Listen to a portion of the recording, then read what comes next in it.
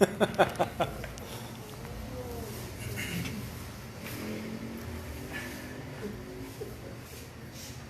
muy buenas tardes. Buenas tardes.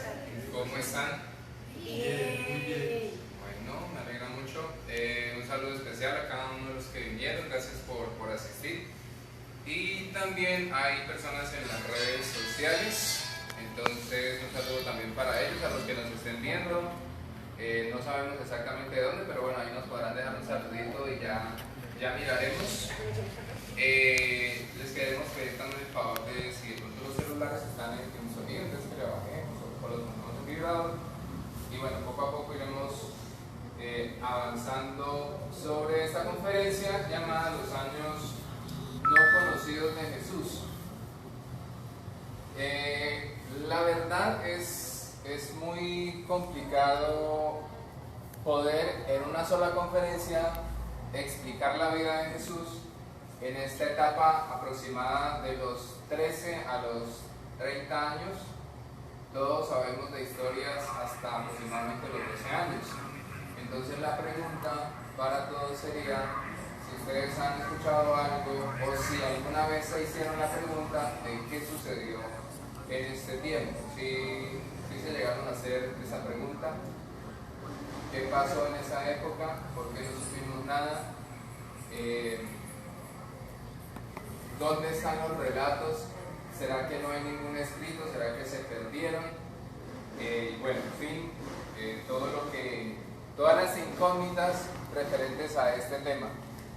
Personalmente, durante un buen tiempo, durante muchos años, esto para mí fue muy intrigante, porque quería saber, bueno, qué pasó, dónde se fue, no estuvo, y bueno, todas las preguntas que ustedes también tienen. Esperemos que nos estén escuchando bien. No tenemos como un sonido así de micrófono porque el espacio aquí es pequeño hoy, pero la idea es pues que nos puedan escuchar bien. Muchas gracias. Nosotros vamos a iniciar entrando ya directamente. Bueno, una aclaratoria importante para que la tengamos en cuenta es que la información aquí expuesta no tiene pertenencia a ninguna filosofía, religión, nueva era o corriente alguna del mundo. Lamentablemente, casi siempre que se habla de espíritu, la vectorización mental que se tiene es de religión. Entonces la aclaratoria es que no es ningún tipo de religión. Es el resultado de investigaciones que le devuelven a la humanidad una verdad que le pertenece a todo el género humano. Porque todos los acontecimientos que acaecieron en la vida de Jesús, pues tienen pertenencia con nosotros. Independientemente si alguien cree, si no cree, si es ateo, si es de X grupo, filosofía o creencia, las acciones que Jesús vino a traer fueron para todos nosotros, para toda la humanidad, y es un evento tan magnánimo dentro de la historia de nuestro planeta que lo podemos ver reflejado en que los libros o la historia siempre se nombra como un antes y después de Cristo. Ahí vemos que todo tiene un punto de referencia bastante amplio en ese sentido. El conocimiento de estas verdades ayudan a elevar el nivel intelectivo de los hombres, ya que fueron dictadas para ser entendidas en tiempos postreros, es decir, para este tiempo actual. Es decir, que la mayoría, por no decir prácticamente todas las enseñanzas que Jesús trajo, son para este tiempo del día postrero o del tercer día de creación, que es la promesa de Jesús, o anciano de días, como lo llamó Daniel, cuando él hace muchísimos años antes de Cristo lo miró en una de las visiones, y aquí también lo veremos un poco. Ya teniendo claro esto, entonces vemos que hay un legado sagrado por parte de Jesús, o el anciano de días, y ese legado ha quedado impreso en lo que todos conocen como este libro histórico llamado la Biblia, pero también sucedieron otras cosas, y eso es lo que vamos a descubrir hoy. Porque muchas personas piensan que solamente ahí está la verdad, pero desconocen más hechos de la historia como tal. Incluso Simón Bolívar lo recordaba en alguna ocasión cuando dice que aquel que no conoce su historia prácticamente está condenado a repetirla. Entonces es necesario conocer la historia. Bien, entonces vamos a continuar. Y dice, el contenido histórico y espiritual que está en la Biblia es un condensado importante de los hechos vividos por Jesús, el Cristo. Entonces recordemos que muchos ven a Jesús o lo llaman Jesucristo, pero cuando hablamos del Cristo, nadie imagina otra cosa diferente sino a un hombre con barbita y con algún atuendo similar a como lo pintan en las diferentes imágenes, pero el Cristo viene a ser un poder mayor. O sea que Jesús es el Cristo. Vamos a ver por qué se llama Jesús el Cristo. Sin embargo, a este documento le falta mucha información que se ha omitido. ¿A cuál documento? A la Biblia. O sea, se omitió información, no se le puso completa, y eso es lo que hoy en día pues, nos tiene como desarmados, porque prácticamente la profecía, para poder entender la profecía se necesitan varias cosas a nivel personal, empezando por purificación, que es una de las más importantes. Pero más allá de eso también necesitamos estudiar todo lo que tenga que ver con la profecía. Entonces, si yo tengo vacíos de información de historia, va a ser muy complicado que los eslabones se unan y que yo pueda entender en dónde converge la profecía para poderme preparar. Entonces, qué bueno encontrarnos hoy con esta información, porque nos entrega un vacío que había estado ahí, que solamente nos había dejado a suposiciones. A este documento le falta mucha información que se ha omitido en el transcurso de las diferentes épocas, perdiendo de esta manera un importante conocimiento que como herramientas intelecto-espirituales, ya que la parte intelectual va muy conectada a la espiritual, pero no es la intelectualidad de yo soy más erudito que alguien, o yo sé más en este tema que alguien, o bueno, como sea, no, es la parte intelectual dentro de los conocimientos de la luz. Intelectos espirituales son fundamentales para entender el mensaje y propósito de Jesús en la tierra. O sea que la venida de Jesús en la tierra tuvo un propósito. Y como Él no ha muerto, tiene un propósito. Está en presente. Pues vamos a escuchar aquí este video. No hay ninguna religión o iglesia que aborde los años perdidos. Por lo tanto, metemos en tierra incógnita completamente para las tradiciones de las iglesias cristianas. No hay ninguna iglesia que haya hablado de estos años. Por lo tanto, nosotros vamos a hablar y vamos a partir particularmente de su primera visita al templo de Jerusalén. Entonces, acá uno tiene que decir lo siguiente y reflexionar antes de entrar en los años ocultos, qué es lo que le sucedió y qué reflexionó Jesús en el templo de Jerusalén, ¿ya? Lo primero que uno tiene que decir, cuando entra al templo de Jerusalén, las tradiciones hacían muchos sacrificios de animales. ¿Ya? Se hacían sacrificios de animales en el templo de Jerusalén. Entonces, el primer cuestionamiento, la primera pregunta que se hace Jesús para entender esta situación es por qué, si Dios ama a todas sus criaturas, se permiten sacrificios de animales en el templo de Jerusalén. Es la primera gran reflexión. De toda lógica, ¿no? Claro, para él no era coherente que se sacrificaran animales. Primera reflexión muy importante. Por lo tanto hay un cuestionamiento ahí. Por supuesto. Más que una reflexión. ¿Y por qué digo estas primeras reflexiones? Porque a partir de estas primeras reflexiones se van a presentar los tres primeros grandes adversarios de Jesús. ¿Quiénes fueron los enemigos de Jesús? Que es muy importante. La segunda pregunta que se plantea es ¿qué hay detrás del velo de los santos?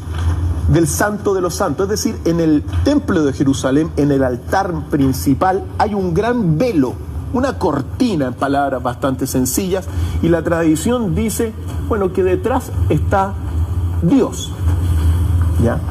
Entonces Jesús se pregunta, ¿qué Dios hay detrás de este velo? ¿Es el Dios castigador? ¿Es el Dios de fuego? ¿Es el Dios que sacrifica?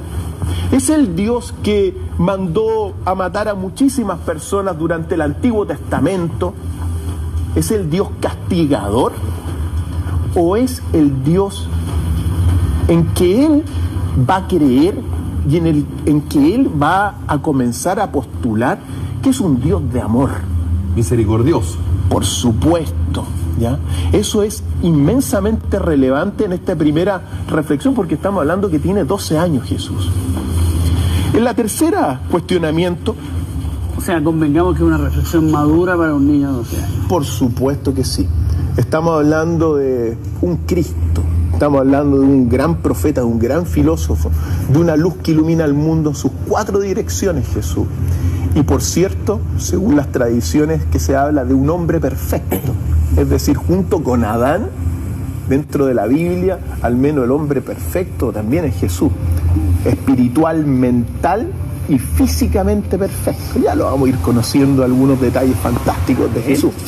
Ahora, entonces, tercer cuestionamiento, ¿ya? ¿Por qué cuando se entra al templo de Jerusalén se separan a las mujeres de los hombres? Entonces, para Jesús, que, ojo, hasta los 12 años había mantenido una relación muy cercana a su madre María, para Jesús fue una discriminación. Y era una discriminación que se separaran a las mujeres de los hombres. Y ojo, que nunca la aceptó. Entonces, esto es relevante porque, mira, dentro de las más grandes revelaciones de la historia que se ha tenido, las más grandes de ellas son siempre aquellas que elevan la categoría de la mujer. Es decir, una revelación verdadera, divina, es aquella que te eleva a la mujer de los suelos del machismo donde se ha tenido durante siglos. Entonces Jesús se preocupa de ello desde el principio, desde los 12 años, y no acepta esa discriminación por parte del templo de Jerusalén y de la jerarquía del templo de Jerusalén de aquella época. Y es impresionante que siga pasando en algunas iglesias hoy en día, ¿eh? Se separan a hombres y mujeres. Así es, pues. Ahora, porque van repitiendo estas costumbres antiguas, que son costumbres que para Jesús no son las adecuadas y no las acepta. La cuarta pregunta importante: si el templo está dedicado al culto del Padre Celestial, ¿por qué, se pregunta Jesús, hay comerciantes adentro del templo? Importantísimo, porque ya plantea lo que él va a sostener durante muchísimo tiempo, que es la observación de una jerarquía religiosa, judía, corrompida por el materialismo, por el comercio que habían instalado adentro del mismo templo de Jerusalén. Claro. Entonces eso era incomprensible para Jesús, para este Jesús de 12 años. Sí, eso es lo más impresionante. Imaginémonos. Ahora, todas estas preguntas, recordemos que en el templo Jesús estuvo perdido entre 3 y 4 días. José y María se devuelven, lo traen, se devuelven y se dan cuenta que Jesús no estaba, y lo comienzan a buscar y lo encuentra debatiendo con los doctores del templo de Jerusalén, los doctores judíos, y él va planteando estos cuestionamientos a los doctores judíos. Entonces, importantísimo. Y la última pregunta y cuestionamiento también que debate con ellos es: ¿será el Mesías un príncipe temporal, un príncipe que va a heredar y va a seguir el camino del rey David? ¿O el Mesías, más bien dicho, va a ser aquella persona que anuncie un reino espiritual, un reino de amor? Esto es tremendamente relevante porque los judíos y el pueblo de Israel siempre ha esperado un Mesías guerrero. Sí. Entonces Jesús plantea eso y él dice, en ese momento, o al menos reflexiona frente a estos cuestionamientos, porque él le dice, no, que digamos el sucesor, el Mesías, tiene que ser un seguidor de David, es decir, un guerrero, un rey guerrero. Es ahí cuando descubre particularmente que su misión es revelar un Dios de amor, un Dios espiritual, es decir, un concepto distinto del Dios castigador del Antiguo Testamento.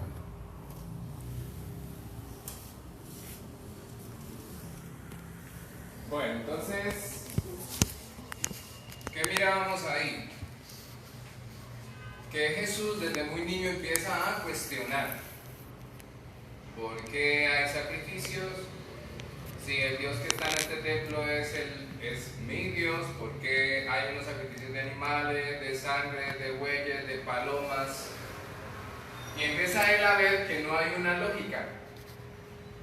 Y esa lógica es la que empieza él a hacerle caer en la cuenta a estos sumos sacerdotes, y por eso ellos casi nunca hallan una respuesta verdadera, o cuando quieren ponerle las famosas trampitas o cáscaras de banano, que a veces en Colombia, para los que están en otro lado de pronto no entiendan que es una cascarita de banano, que es para que se caiga la gente, pues él simplemente, nuevamente con el sentir de su corazón y con la inteligencia suprema, responde, y ellos no saben pues qué hacer. Entonces, en Juan 21:25 hay un cifrado para lo que estamos viendo hoy, y dice, y hay también otras muchas cosas. ¿Cuáles cosas? Las que no sabíamos sobre la vida de Jesús. ¿Qué hizo Jesús? Las cuales, si se escribieran una por una, pienso que ni aún en el mundo cabrían los libros que se habrían de escribir. Entonces, esto que estamos viendo hoy es simplemente una pequeña porción que para nosotros es mucho, pero que en realidad, con todo lo que hizo Jesús, entonces, ¿cuántos libros más nos falta por leer? ¿O cuánto más tenemos que estudiar para comprender la naturaleza de Jesús?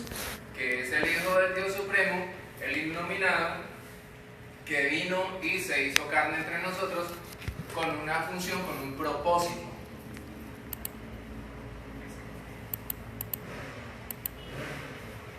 En Daniel capítulo 12, versículo 9 al 10, entonces dice, y él me respondió, sigue adelante Daniel, que estas cosas se mantendrán selladas y en secreto hasta que llegue la hora final. O sea que si estas cosas se están sabiendo en este tiempo, es porque estamos en la hora final. Pero muchas personas le huyen a la profecía cuando se habla de la hora final, porque qué susto, qué miedo. Hemos sido muy reiterativos en que la profecía no genera ese pánico que la gente está acostumbrada a hacer. Eso lo hizo la gente, o la gente se acostumbró a eso simplemente porque los medios de comunicación y otros agentes distorsionaron la información hasta el punto de que las personas, en vez de ver en la profecía una voz de esperanza y de aliento, lo que miraron fue un espanto. Y resulta que no es así. Resulta que la esperanza es prácticamente la esencia de lo que es la profecía, pero no la hemos aprendido a abrazar, no la hemos aprendido a dilucidar y a utilizarla en nuestra vida para prepararnos ante los acontecimientos por venir. Muchos se mofan de la profecía. Hay quienes dicen que la profecía se hizo solamente para advertir, pero que no se cumple. Yo le preguntaría a esas personas, entonces, ¿qué está sucediendo en este momento en el planeta? Y por qué todo el anillo de fuego o el cinturón de fuego en el planeta se ha activado y ahora los terremotos ya no son cada mes, cada 2 meses, sino que nos están saliendo noticias de donde hoy un terremoto y pasado mañana otro y otro y otro, y ya esto se está saliendo de control. Pues esos son símbolos de la llegada también de alguien que aquí va a aparecer más adelante. Muchos serán purificados. O sea que la profecía me llama a mí a que me purifique. Y perfeccionados, sed perfectos. Y quedarán limpios, pero los malvados seguirán en su maldad. A esos son los que reniegan de la ley eterna y los que reniegan de la profecía. Cuando quieran pedir que este conocimiento se les entregue, entonces ya va a ser demasiado tarde, así lo advierte Gabriel también en las profecías. Ya no valdrá lamento porque no hay tiempo. Ninguno de ellos entenderá, pero los sabios lo entenderán todo. ¿Será que a quién llama sabio aquí entonces la profecía? La profecía no llama sabio a alguien que tiene un PhD en X o Y materia o conocimientos del mundo. Es la persona que escudriña las escrituras, porque así mismo se dijo, la misma escritura dice que escudriñemos la escritura, porque aún las cosas de Dios hay que escudriñar. Pero nos han dicho lo contrario, que los misterios de Dios son misterios y que así se tienen que quedar. Pues la profecía llegó con algo que dice: ellos harán polvo los misterios y los entregarán a los demás bien entendidos, a quienes se quieran hacer sabios, pero sabios en la inteligencia del Espíritu.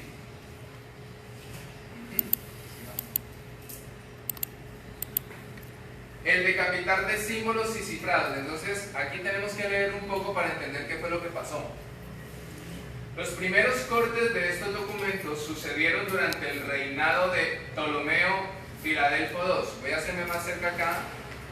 Ustedes pueden leer para leerle un poquito más alto a los que están en la transmisión. Quien gobernó en Egipto del 285 al 246 a.C. Traduzcáis al griego esas escrituras. Así, 70 versores hebreos hicieron la conocida traducción de los 70. O Septuaginta. No quisieron entregar el contenido exacto de la información allí condensada. O sea, desde este tiempo, 285 a.C., ya se empezaba a esconder lo que nosotros no debíamos saber.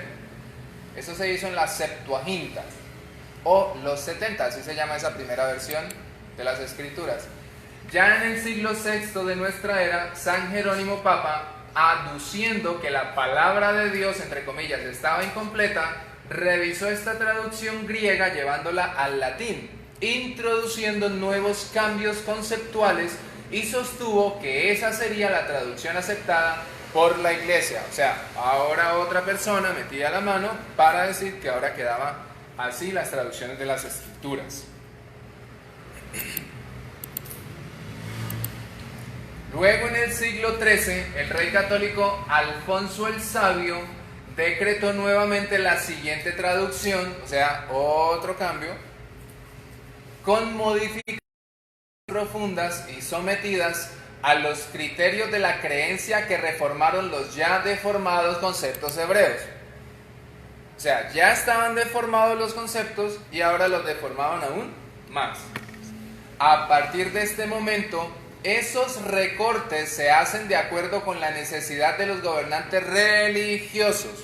O sea, en ese momento, cada recorte o cada omisión o cada cosa que le borraban a las escrituras se hacían por conveniencia de algún tipo de gobernante, que sin escrúpulos y solo pensando en la cantidad de dinero que le ofertan sus creyentes, desfiguran con ansias oscuras todo cuanto se ha entregado en registros para conocimiento de toda la humanidad. O sea, las profecías llegaron para que toda la humanidad la conozca, pero unas cuantas personas han metido la mano oscura para cortar esos conocimientos. Para este momento, nuevamente Roma y el judaísmo internacional en manos del final papa Jorge Mario Bergoglio alteran con golpe mortal el Nuevo Testamento, quitando de él todo señalamiento en contra del judaísmo, en este caso, el que hizo Jesús a la sinagoga.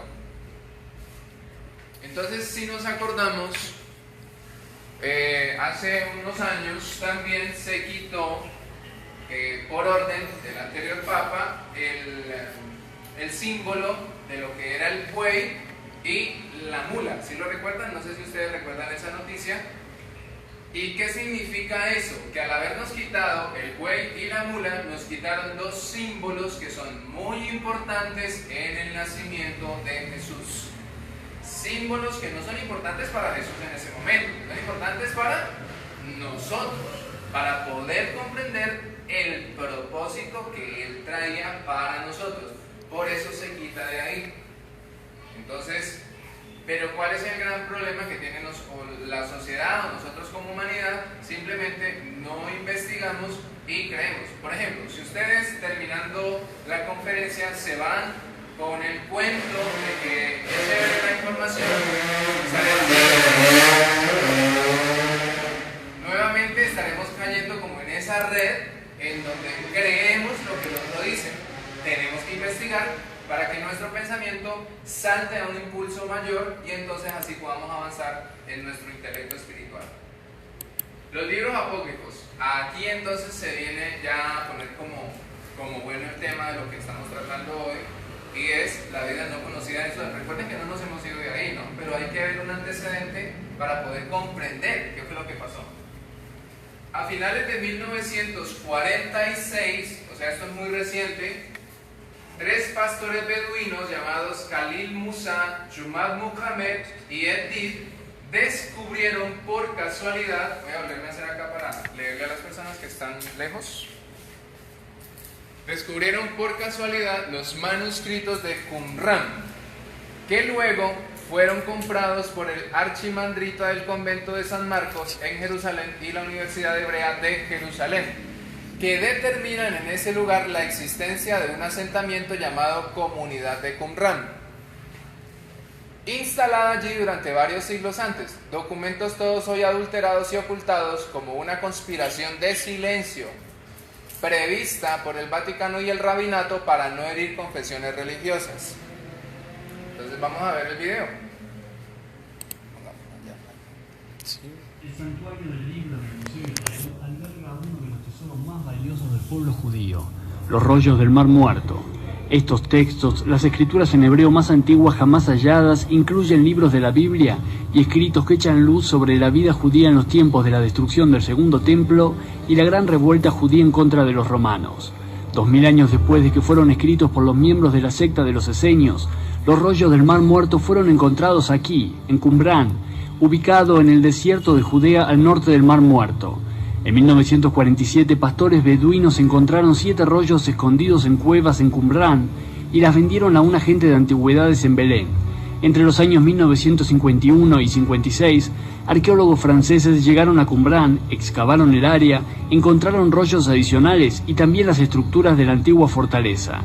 Los esenios eran una secta de judíos ascetas que eligieron llevar una vida comunal y en el aislamiento. Mucha atención le dieron a los baños rituales y la pureza.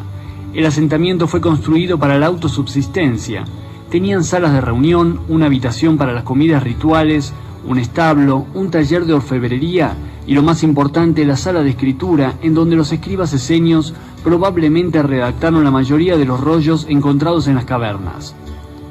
Desde que fueron descubiertos, los rollos pasaron por varios propietarios hasta que fueron comprados por filántropos judíos en Nueva York en 1954 y luego donados a Israel. Bueno, entonces esa es la historia de los rollos de Qumran, que estaban a la orilla del Jordán, en la desembocadura del Jordán.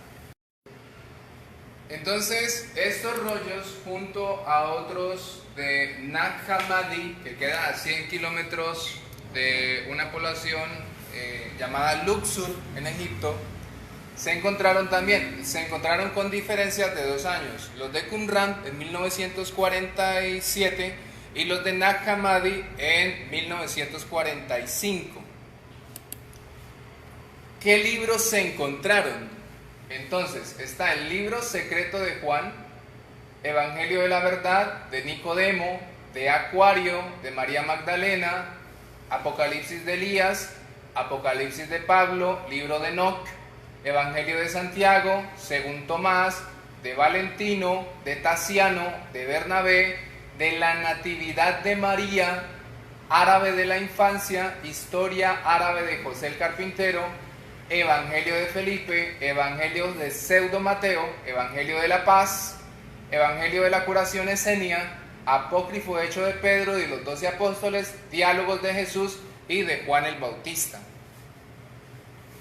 A mí me pasó algo curioso alguna vez leyendo el Nuevo Testamento, pero no porque fuera un lector muy empedernido o algo así, no. A veces leía algún que otro verso, pero me llamó la atención porque leyéndolo dicen que se predicaría al final del tiempo el Evangelio de la Paz. Ustedes saben que la letra normal es esta que es así paradita, como la que hemos estado viendo acá, que en diseño se le conoce como palo seco o letra script, y la que es inclinadita es la que se le conoce como la famosa letra cursiva, ¿sí? Que en inglés se le dice italics. Bueno, cuando en esa parte decía, y se predicará el Evangelio de la Paz, el Evangelio de la Paz aparecía así en cursiva, y yo decía, pues para ese tiempo que ignoraba esta información, yo decía, ¿por qué está en cursiva? Y siempre se me quedó eso ahí, y yo no supe por qué estaba en cursiva. Cuando uno pone comillas, cuando uno pone cursivas, o cualquier cosa que uno quiera subrayar en una palabra es porque es especial, ¿verdad? Con el tiempo me di cuenta que aparecía en cursiva porque de una u otra forma los apóstoles sabían de esta información. Y como ellos sabían que muy posiblemente se iba a ocultar, por eso se llama la vida oculta o no conocida de Jesús, como esta información que es tan importante se iba a ocultar para este tiempo, pues dejaron por ahí algunas pistas, y esa fue una de ellas, cuando aquí en el libro 19 dice Evangelio de la Paz. O sea que si estaba en cursiva es porque ese libro existía completo. Pero muchos han creído que el Evangelio de la Paz es tal vez el Evangelio simplemente final de ir a hablarle a las demás personas, y resulta que era uno de los apócrifos. Muy bien. Sigamos. Entre ellos, entonces, está el Evangelio de la Natividad. Muchas personas preguntan que si Jesús fue judío, o muchas personas dicen que porque si Jesús nació allá con los judíos, pues porque ellos lo mataron. Esa es una buena pregunta. Pero el Evangelio de la Natividad, que está dentro de los apócrifos, por fin nos saca de esa incógnita. Porque todavía hay muchas personas que atercan, y por eso la mula que nos querían quitar allá en el pesebre, porque en Colombia se dice terco como una mula, todavía hay personas que dicen que Jesús fue judío. Pero resulta que el Evangelio de la Natividad nos narra cómo Jesús no llegó en carne.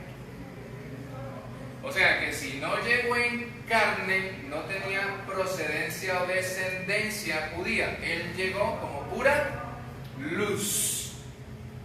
Lo que María dio a luz fue luz, que luego se condensa en un cuerpo, sí, obviamente, porque el anciano de días, o en ese momento llamado Jesús, pues ya toma cuerpo. O sea que no es judío, y eso es lo que nos aclara el Evangelio de la Natividad, entre otras cosas muy lindas que son narradas en esa historia. Sucede algo, y es que ya Jesús, conociendo su propósito, entonces él ya empieza a hablar, y aquí es donde empieza como a desenredarse la pita o la piola o la cuerda, como le queramos decir, sobre la historia de Jesús en su infancia y adolescencia. Y vamos a ver pues qué era lo que pasaba con él. El Cristo.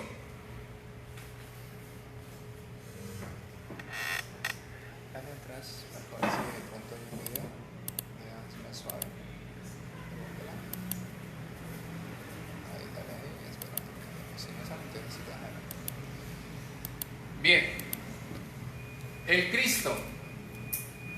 O sea que hay una fuerza que Jesús trajo al planeta que se llama el Cristo. Ese es el problema, que pensamos que que el Cristo es la persona como tal, con el cuerpo de carne y hueso y la barbita. Ya, ese es el Cristo es un poder que estaba dentro de Jesús en ese momento, y obviamente que está, porque Él no ha muerto. Prometió una segunda venida, y eso es lo que se está viviendo hoy, poco a poco. Este ser único es más poderoso que todos los dioses de la India y del Tíbet. Bueno, ¿por qué nombra la India? ¿Por qué nombra el Tíbet? Ya nos van dando pistas. Los del Egipto, Oriente y la Gran Arabia, los dioses maestros de la Europa, los de la Gran América, donde profetizó en boca de mensajeros su regreso de Cristo. este Dios es el anciano de los días. Así lo llamó Daniel cuando lo miró hace 2600 años. Obviamente no en carne, sino en una visión. Pero presente en la humanidad desde el principio, pues reveló para hoy: yo estoy desde el principio y estaré con vosotros hasta el final.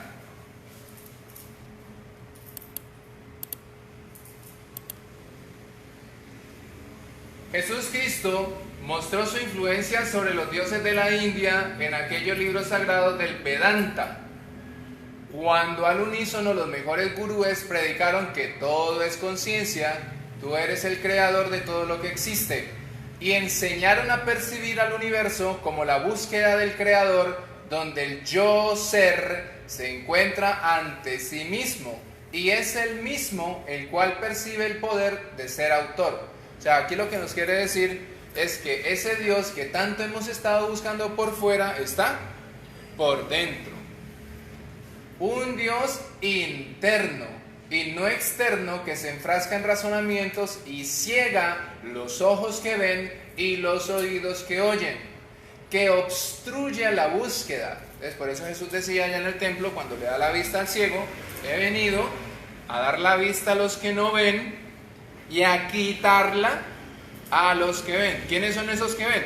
Esos que conocían los manuscritos y empezaron a manipular las escrituras, porque miraron pero quitaron, y ahora se les va a quitar.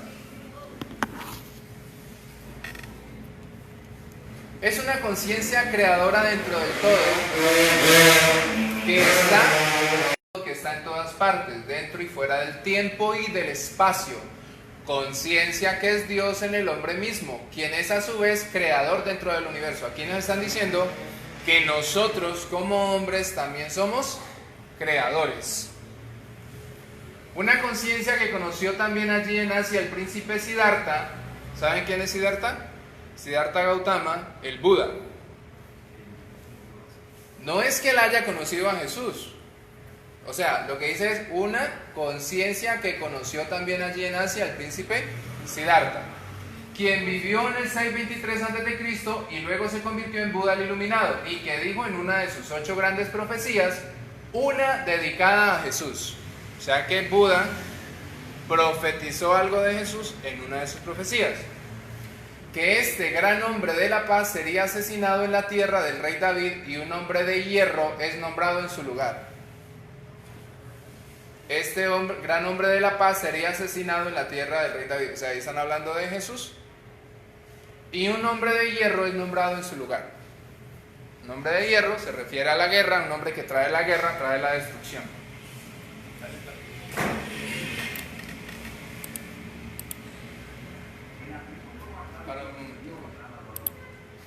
Bueno, entonces, aquí Jesús entonces nos lo muestran en el templo. Y esta es la sabiduría que él tiene. Pues lamentablemente no sé por qué el video no nos quiere funcionar bien en el volumen, pero vamos a hacer el esfuerzo para escuchar cómo él, aquí con apenas 12 añitos, entra al templo. Pues cuando ustedes de pronto miren esta película o este corte más largo, se van a dar cuenta que antes de eso se han reído de él, pero aún así lo dejaron quedarse y charla con ellos. Vamos a ver ¿cuál es la enseñanza? Mírenme, flaco, si el volumen allá está. Sí, mira que.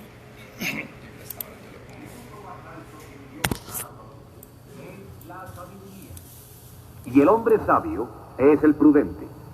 Así, la suprema virtud es la prudencia.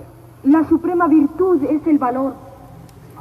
Nunca se ha dicho que el valor sea una virtud. ¿Qué es lo contrario de la virtud?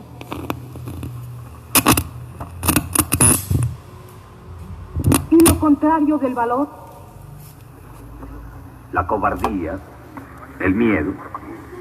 Pues ves que el vicio y la cobardía van siempre juntos. El cobarde miente, mas el valeroso dice verdad. El cobarde es hipócrita, el valeroso es sincero. El cobarde es adulador, el valeroso alaba, pero si es preciso, también censura. El cobarde no se conmueve por la injusticia, antes la comete. Mas el valeroso defiende a las víctimas de la injusticia. ¿Es cierto esto? Cierto. Cierto. Decidme, ¿qué virtud existe sin la lucha, el esfuerzo, la paciencia, la resistencia al dolor y a la fatiga? Es decir, ¿qué virtud existe sin el valor? En cambio, la cobardía es madre de todos los vicios.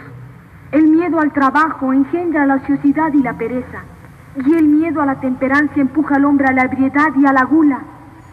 Las malas acciones se cometen por miedo a la pobreza, por miedo al dolor, por miedo al trabajo, por miedo al ser despojados de las dignidades y de los altos puestos, por miedo a perder el oro, por miedo a no tener el falso respeto y la sumisión de las gentes. El vicio y el pecado no son sino miedo, miedo y cobardía.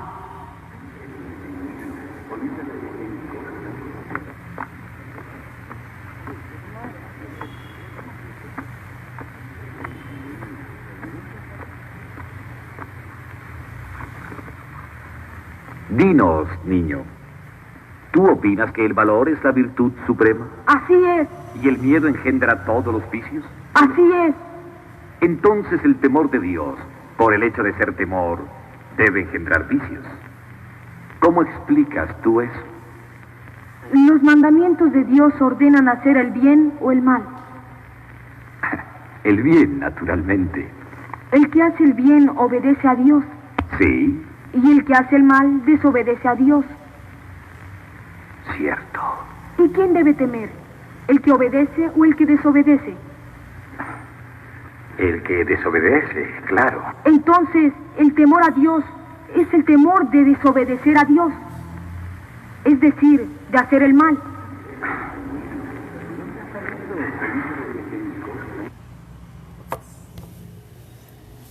O sea que explica, aunque no tenía muy buen volumen,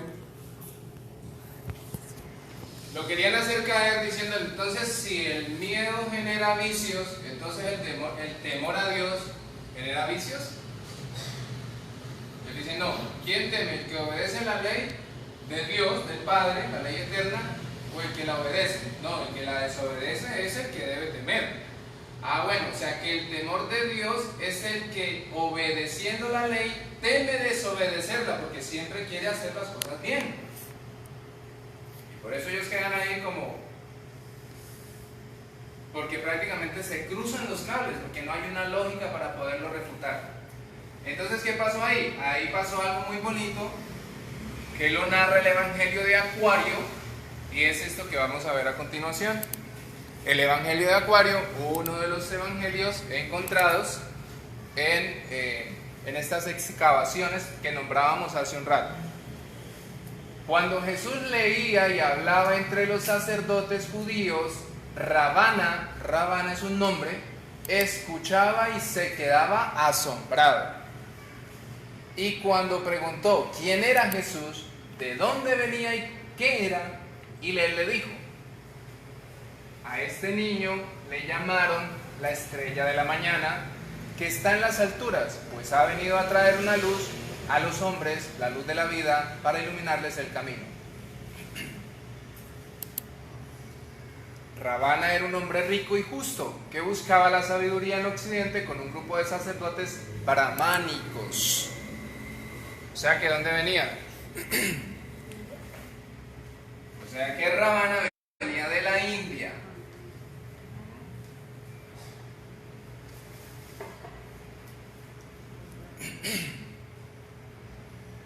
Rabana, un príncipe real de Orissa, del sur de la India, encuentra a Jesús en Nazaret y da una fiesta en su honor. Rabana se convierte en su protector y le lleva a la India para estudiar la religión brahmánica. O sea que lo que estamos viendo aquí es que había un hombre que era de la India, que escuchó a Jesús y entonces en ese momento pidió llevárselo para la India. Los padres dieron la autorización, cuentan algunas otras historias que para esta edad ya Jesús estaba haciendo una especie de compromiso o algo que ellos tenían allá por ley, y era que simplemente podían trabajar y adquirir sus, pues por derecho propio, querer estudiar o ampliar sus conocimientos en algún área. Él obviamente lo hizo por el lado de todo lo que tenía que ver las escrituras, por el propósito que traían.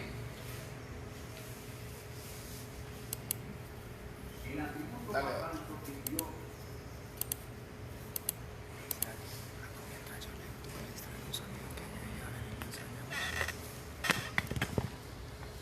Bueno, en el capítulo 21 nos cuenta lo siguiente. Dice: amistad de Jesús y Lamas. Jesús explica a Lamas el significado de la verdad, el poder, la comprensión, la sabiduría, la salvación y la fe. En todo el mundo solo hay dos cosas. Estas ya son las palabras de Jesús explicándole a Lamas. La verdad es lo que es, la verdad y la falsedad. La verdad es lo que es y la falsedad es lo que parece ser. Todo lo que ha sido creado será destruido. Aquello que empieza debe acabar. Todas las cosas que se pueden ver con los ojos humanos son manifestaciones de algo, no son nada, y por eso deben perecer. Las cosas que vemos son solo reflejos que aparecen mientras vibran los éteres. Ya tocando éteres, él está tocando la parte atómica.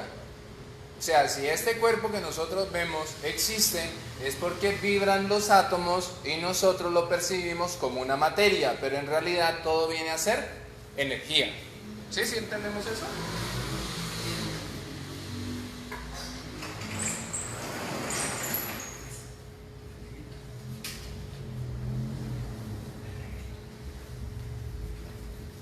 Bueno, entonces la enseñanza prácticamente aquí viene a ser que está la verdad y la falsedad, que la verdad es lo que es y que la falsedad es lo que ¿qué? Lo que parece ser. O sea, que la verdad simplemente es verdad. Ayer hablaba con un señor, me lo encontré por ahí y yo había estado buscando miel. Entonces yo le dije al señor: bueno, pero usted sí vende miel. Sí, de la buena. Acá uno dice miel de la buena, miel pura. Entonces me dice él: yo vendo miel. Yo no vendo miel que no es o miel medio buena. No, yo vendo miel. Porque la miel es uno de los alimentos más completos para el ser humano. Entonces me recuerdo de esto porque es la verdad y la falsedad. La falsedad es lo que parece ser verdad, pero no lo es. Muy bien, entonces vamos a seguir.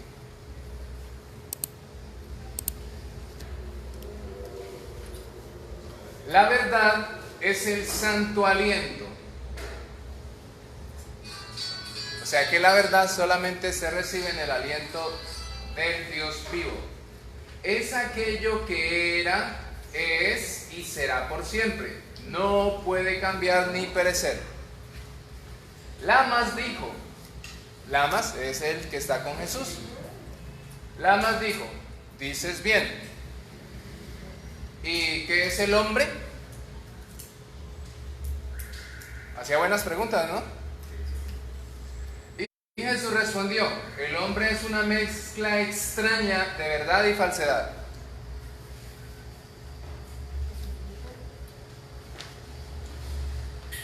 El hombre es el aliento. El hombre es el aliento hecho carne. Por eso la verdad y la falsedad están unidas en él y luchan entre ellas hasta que la nada desaparece y el hombre se convierte en verdad. Entonces la lógica de la lógica, entregada en 1973 por pleyadinos a un contacto en Cundinamarca, en uno de sus códigos lo dice de otra forma. En el caso de que de pronto no entendamos aquí, dice: el cuerpo no representa la vida real. Porque nosotros no somos carne, somos espíritu. Y por eso dicen las escrituras, o dice lo que comúnmente las personas llaman la palabra de Dios. Por eso se dice simplemente que a Dios se le adora en espíritu y en verdad.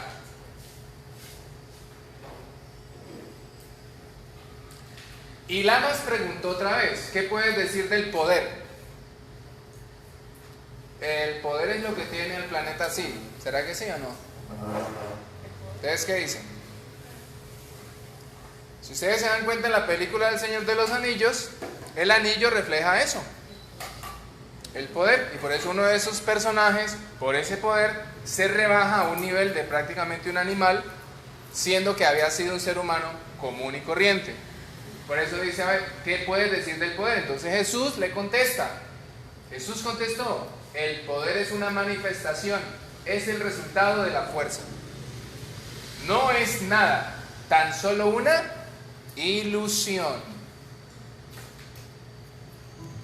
La fuerza no cambia, pero el poder está sujeto al cambio de los éteres. La fuerza es la voluntad de Dios, que es omnipotente. El poder es esa voluntad manifestada y dirigida por el aliento.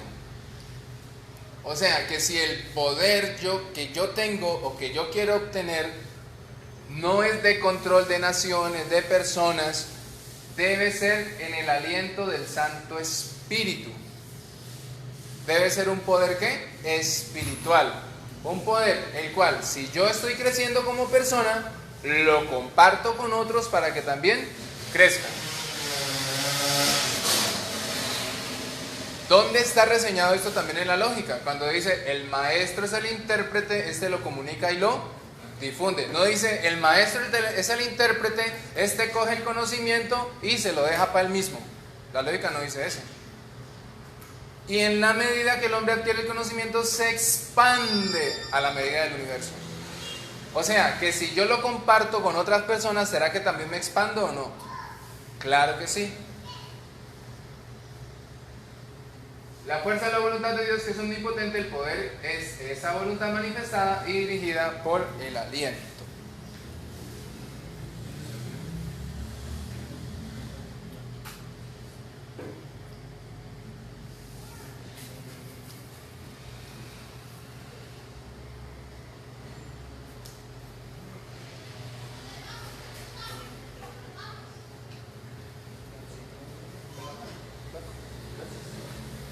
Bueno, vamos a seguir.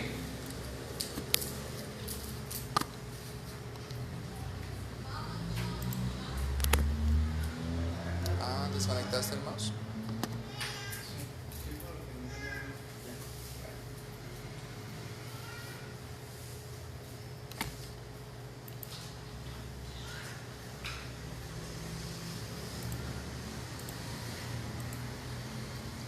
Bueno, aquí viene algo que es muy bonito. Sain, vida y obras de Jesús en el Tíbet y en la India Occidental. Miren dónde nos dice que está. En el Tíbet y en la India Occidental. Jesús enlaza, conoce a Men Tse, que le ayuda en la lectura de los manuscritos antiguos. Va a Ladakh. Cura a un niño, cuenta la parábola del hijo del rey. En la ciudad de Lhasa, en el Tíbet, había un templo muy importante, rico en manuscritos de la antigua doctrina. El sabio indio había leído estos manuscritos y revelaba a Jesús muchas de las lecciones secretas que contenían, pero Jesús deseaba leerlos por sí mismo. En ese templo del Tíbet se hallaba el más grande sabio de todo el lejano oriente, Men Tse. El camino a través de los montes Émodos era muy difícil, pero Jesús se puso en marcha y Vidyapati le ofreció, Vidyapati otra persona, le ofreció la guía de un hombre de confianza. Aquí hay un cifrado muy importante para todos nosotros, para toda la humanidad. Dice que Jesús Enlaza, conoce a Mensei, que le ayuda en la lectura de los manuscritos antiguos, y va a Ladakh. Las personas que han estado investigando saben que el nombre de esta población, en donde está un templo muy importante para nosotros, se parece a algo. A ver, ¿quién de los que ha investigado aquí se le parece esa palabra a algo? El templo de Landak.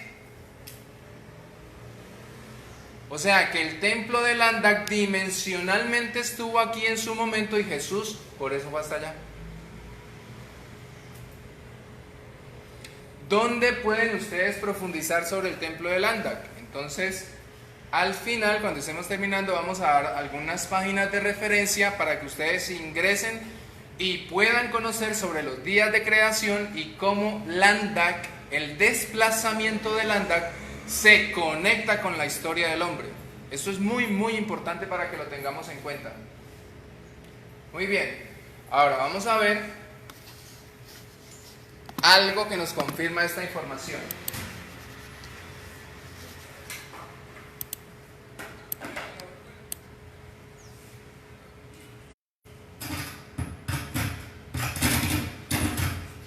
Bueno, pedimos disculpas ahí por el sonido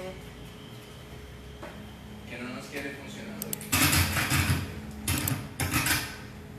Bueno, claro, ¿para qué? Bueno, pues yo les leo. Voy a leerles mientras hacemos sonar bien, que tenemos problemillas con el sonido. Bueno, en este programa, Salfate, que es una persona que investiga mucho, está averiguando este tema que nosotros estamos exponiendo hoy y nos muestra lo siguiente. Entonces nos dice esto. Esto está en un libro que se llama Bhajavishya Purana, en el verso, o en el capítulo 19, verso 23. Mire que no estamos hablando de la Biblia, estamos hablando de libros de la India y del Tíbet. Para los que de pronto no conocen mucho la parte geográfica, India y Tíbet son diferentes porque India es en un sitio y Tíbet ya es lo que corresponde a China, ¿ok? Que a veces se confunden, son diferentes. Entonces dice, escritos sagrados ¿qué? Hinduistas. El rey preguntó, ¿por qué se dice el rey? Porque Jesús en estos viajes que hizo tuvo contacto con muchos reyes.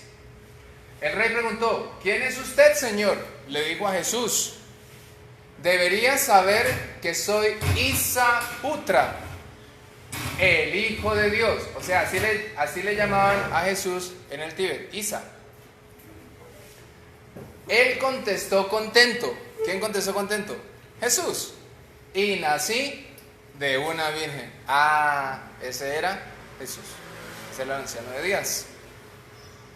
¿Dónde lo podemos consultar? Bhajavishya Purana, capítulo 19, verso 23, escritos sagrados hinduistas.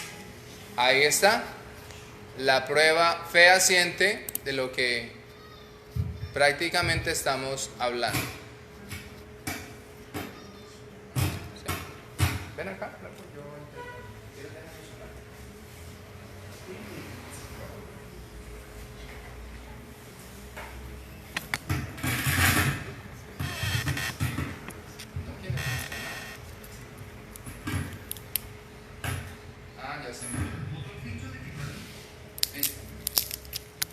Bien, vamos a seguir.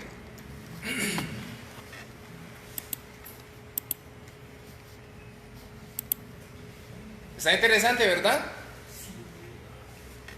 Y Vidyapati envió un mensajero a Mense para que le hablara del sabio hebreo y los sacerdotes del templo le dieran la bienvenida. El sabio hebreo, ¿quién era el sabio hebreo? Jesús, ¿no? Después de muchos días y grandes peligros, Jesús y su guía llegaron al templo de Lhasa en el Tíbet. Miren, aquí dice después de muchos días y grandes peligros. Por eso en los mensajes que se han dejado para nosotros por parte del mensajero divino, del cual habla la profecía de Parravicini, dice que solo con el esfuerzo se vierte la luz en el cerebro. O sea que aquí Jesús no llegó fácil. Dice peligros, y si dijo peligros es porque así era. O sea, fue muy complicado llegar allá. Mense abrió las puertas del templo de par en par y todos los sacerdotes y maestros dieron la bienvenida al sabio hebreo. Jesús tenía acceso a todos los manuscritos sagrados y los leía todos con la ayuda de Mense. A veces Mense hablaba con Jesús de la edad venidera y del servicio sagrado que convenía adaptar a los nuevos hombres. ¿A quiénes? A nosotros, a todos los hombres de este tiempo que quieran encontrar la luz del Cristo.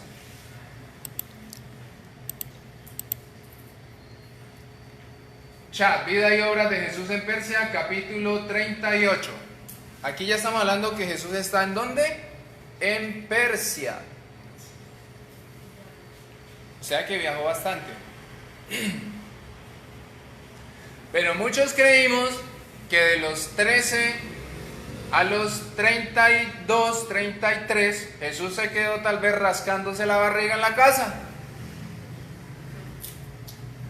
Y él estaba aprendiendo y enseñando.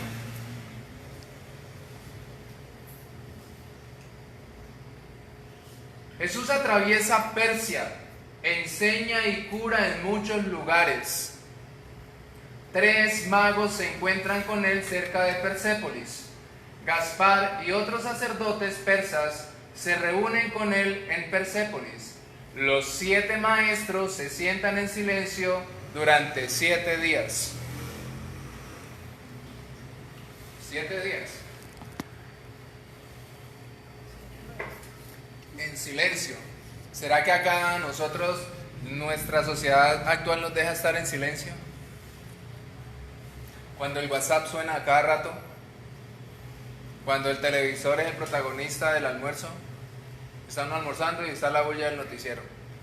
Está tomándose un tinto por la mañana y está la bulla del noticiero. No hay silencio.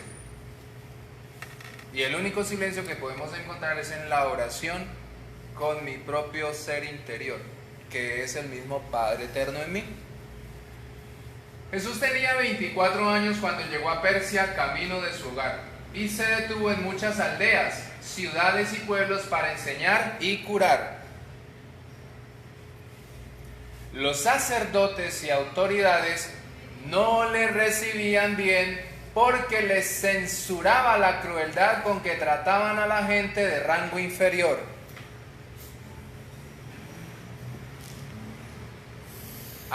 ¿Y será que eso todavía se vive o no? Pues algo muy fácil para ver que sí es verdad es que tenemos el estrato 1. Bueno, acá en Colombia, no sé si hay personas de otros países viendo la conferencia, pero aquí es el estrato 1, 2, 3, 4, 5, 6, 7 y de ahí para allá 22, 30 o lo que haya. Bueno, y podríamos decir que hay estratos -1, -2, -3. Entonces, ¿por qué lo censuraban? Porque él les daba con la verdad, les daba en la mula. ¿Qué hacen? Ustedes saben que para ese territorio que son los sudras, bueno, en fin, entonces las castas, que no lo querían. Y la gente del pueblo le seguía en tropel. O sea, que así como vemos muchas veces en la película de Jesús, que lo siguen esas multitudes, lo mismo le pasaba allá, atrás de Jesús, con apenas 24 años. A veces los jefes tenían la osadía de detenerle, prohibiéndole enseñar o curar a los enfermos. O sea que ese ego de los líderes siempre ha tenido a la humanidad así. Pero él no tenía en cuenta sus amenazas y seguía enseñando y curando. Si ustedes recuerdan, en los 4 evangelios que se nos dejaron ahí en la Biblia, muchas veces cuando él hablaba, ¿qué era lo que querían hacer con él? Apedrearlo. ¿Lo recuerdan? En varias ocasiones lo repiten. Pues allá le sucedió igual. Después de un tiempo, llegó a Persépolis, la ciudad donde estaban enterrados. Oigan esta belleza que ustedes tal vez nunca esperaban encontrar así, pero que siempre quisieron saberlo. Yo, por ejemplo, siempre lo quise saber. A la ciudad de los 3 sabios, donde estaban enterrados los reyes de Persia. La ciudad de los 3 sabios, Or, Lun y Mer, quienes 24 años atrás habían visto aparecer la estrella de la promesa sobre Jerusalén y habían viajado a Occidente para conocer al rey recién nacido.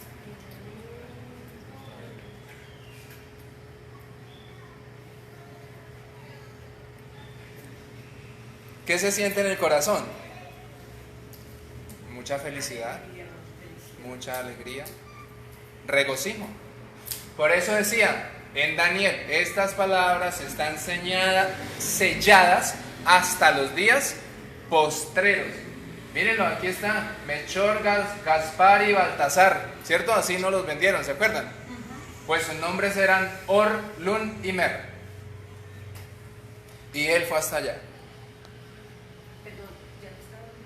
No, ellos ya, por eso dice, están en Persépolis, la ciudad donde estaban enterrados los reyes de Persia. Estaban enterrados, la ciudad de los tres sabios, Or, Lun y Mer, quienes 24 años atrás habían visto aparecer la estrella de la promesa sobre Jerusalén y habían viajado a Occidente para conocer al rey recién nacido. Estos magos fueron los primeros en honrar a Jesús como maestro de la nueva era, pero no de la nueva era de oye que todo va bien, todo es lindo, todo, o sea, no de esa nueva era. Es del nuevo tiempo que llega con el tercer día de creación, que ahora no lo podemos ampliar porque sería irnos hacia otro tema, pero al final daremos indicaciones. Y le ofrecieron presentes de oro, incienso y mirra. Esto está escrito. Esto está escrito, vida y obras de Jesús en Persia, capítulo 38. Esto no nos lo estamos inventando.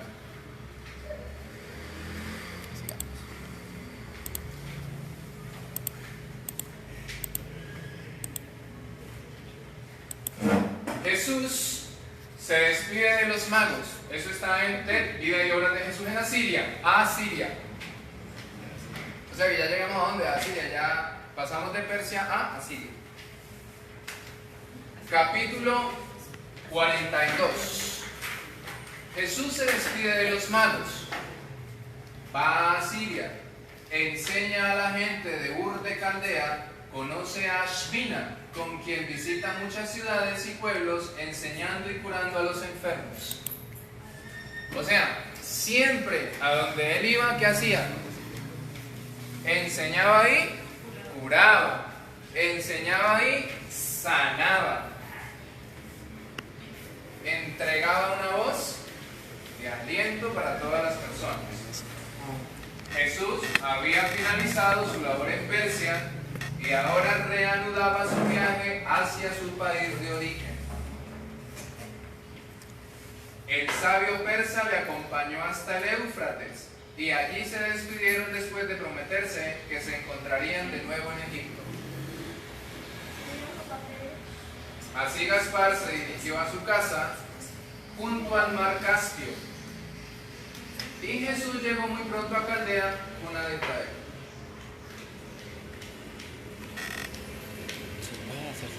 Y permaneció un tiempo en Ur, donde había nacido Abraham, y cuando decía a la gente quién era y por qué venía, acudían muchos desde todas partes para hablar con él. Claro, porque a la gente le pasaba lo mismo que le pasó a la samaritana, cuando le dice, yo sé que ha de venir el Cristo y que nos dirá la verdad y viene en rescate de nosotros, ¿cierto? Para nuestra salvación. Ahí es donde le dice Jesús que con él habla. ¿Usted con quién cree que está hablando, mija, no? Es que yo soy el Cristo. Y por eso ella lo entiende y le dice, dame entonces de beber de esa agua de la que dices que nunca más me hará dar sed. Bueno, sigamos. Y les dijo, somos todos una familia. Hace más de 2000 años nuestro padre Abraham vivió aquí en Ur. Él adoraba al único Dios. Él adoraba. Eso también tiene una explicación. Por eso dice, en la medida en que el hombre adquiere el conocimiento, se expande a la medida del universo. Aquí podríamos explicarlo, pero también, entonces, esa es la idea de que las personas se sumen para poderles ir entregando más información. ¿Por qué Jesús dice, adoraba al Dios único? adoraba, porque habla en pasado. Él adoraba al Dios único y enseñó a la gente en estas grutas sagradas. Y Abraham fue sumamente bendecido, pues se convirtió en padre del gran pueblo de Israel. Y aunque han pasado, y Sara estuvieron aquí, quedan todavía algunos descendientes suyos en Ur. Y en sus corazones siguen adorando al Dios de Abraham. ¿Sí lo vamos entendiendo? Jesús inteligentemente está diciendo, Abraham adoraba a un Dios que era el Dios único, pero ahora siguen adorando a un Dios que es el Dios de Abraham. Hay que inteligentemente descifrar que hay un Dios verdadero y hay un Dios impostor. Y la fe y la justicia son las rocas sobre las que se sustentan. Mirad esta tierra. Ya no es aquella tierra fértil que tanto amaba Abraham. Las lluvias ya no son tan frecuentes como en aquellos tiempos. Las viñas ya no están secas. ¿Y qué dice Juan? Todo árbol que no da buen fruto es cortado y echado al fuego. Por esto no ocurrirá por siempre, pero esto no ocurrirá por siempre. Llegará un día en que todos sus desiertos se regocijarán, un día en que las flores nacerán, las parras doblarán sus cabezas cargadas de frutos deliciosos y los pastores volverán a estar alegres. Entonces vamos a seguir. Esta estatua es la estatua de Bochica en Huitiba, creo que es así que se llama. No sé si alguien estaba allá en Huitiba, Boyacá. Así que no sé si lo pronunció bien. Jesús Cristo, quien transmitió a las Américas como advertencia y conocimiento a través de los dioses mensajeros, progenitores de estas civilizaciones de imagen y culto, desde el Quetzalcóatl, o Kukulcán y Cucumatz, la serpiente emplumada y voladora de los mayas, hasta Bochica. Ahí está Bochica. La historia narra que llegó en un camello, que era un hombre de ojos claros, cabellos rubios, y ahí está con una vara, y dice que su vestimenta era rústica. Amilavaca o Viracocha, a través de ellos enseñaron los principios de su saber eterno. Desde la tierra de los Hopi en Estados Unidos, Yucatán, la sabana de Bogotá, que fue donde estuvo Bochica, los dioses del Sol Inca, allá en Perú, hasta el sur de Bolivia, estos mensajeros, bueno, aquí tendríamos que hablar también de los mapuches, estos mensajeros de la divinidad americana dejaron sus huellas parecidas en unos casos e idénticas en otros, en las tradiciones que les llamaron ángeles. O sea que estos hombres que venían de las estrellas, como no había forma de llamarlos, pues ellos en su dialecto, en su idioma, los llamaban de cierta manera. Bien, sigamos. Ajá. Era Jesús, él mismo y los habitantes de este lado de la tierra le llamaban así. Entonces, esa es como la gran posibilidad que existe. Para los que de pronto no hayan escuchado la pregunta, que nos están viendo en transmisión en vivo, es si Bochica, efectivamente, entonces sería Jesús. Entonces, las investigaciones muestran que son los mensajeros de él, pero también las investigaciones aducen que dentro de los viajes que hizo, pudo estar también en Latinoamérica. ¿Cómo lo llamaron? Cucumatz, Quetzalcóatl, pero ya afirmar directamente que es él, pues no puedo hacerlo en ese momento, sino hasta donde he investigado y llega aquello. Sí, pero ya con más investigaciones podemos profundizar y mirar. Pero son mensajeros que miren lo que dice aquí, que aquí está como la clave. Estos mensajeros de la divinidad americana dejaron sus huellas parecidas en unos casos e idénticas en otros. ¿A las enseñanzas de quién? De Jesús. Entonces, tenemos que seguir investigando y eso es lo bueno de lo que tenemos que hacer para que el intelecto salte a un impulso mayor y podamos avanzar. Para que podamos avanzar espiritualmente. Tiene que ver entonces con este hombre, todo el proceso que se está viviendo en este momento, que para hablar de él necesitamos más tiempo. Sin embargo, ahora también damos una referencia donde el sembrador habla de su llegada, y es Juan Elías, quien siendo el profeta Elías llegó como la reencarnación de Juan en el tiempo de Jesús, y ahora llega con la fuerza de Juan Elías, y ya está por las profecías de Benjamín Solari Parravicini. Todo indica que está muy cerca a su llegada. Pero ¿por qué aparece Juan en toda la presentación que estamos haciendo? Es muy simple, porque Juan es quien hace el llamado al hombre a que se arrepienta, se purifique, y es la única forma o el primer pasito para que yo tenga el poder que vino a entregar Jesús, un poder llamado el Cristo. Por eso Él está aquí, y lo hemos puesto como un recorderis de todo lo que estamos viendo hoy sobre la vida o los años no contados de Jesús. Usted fumaba, deje de fumar. Usted tomaba, deje de tomar. Usted maltrataba a su esposa, a sus hijos, deje de hacerlo. Usted se ha venido culpando y dándose el látigo ya por cosas que son del pasado, usted no lo puede cambiar. En vez de eso, empiece a sembrar nuevas cosas. Robaba, no robe. Le daba en la cabeza a los amigos o los negocios, ya no lo haga. Cajoneaba a su mamá o a su papá en la tiendita, en el negocio, lo que sea, deje de hacerlo. El llamado de Juan es muy sencillo, pero por el miedo del que hablaba Jesús cuando estaba ya con los sabios, entonces el hombre sigue en esos mismos vicios. Entonces, ¿a qué le tiene miedo el hombre?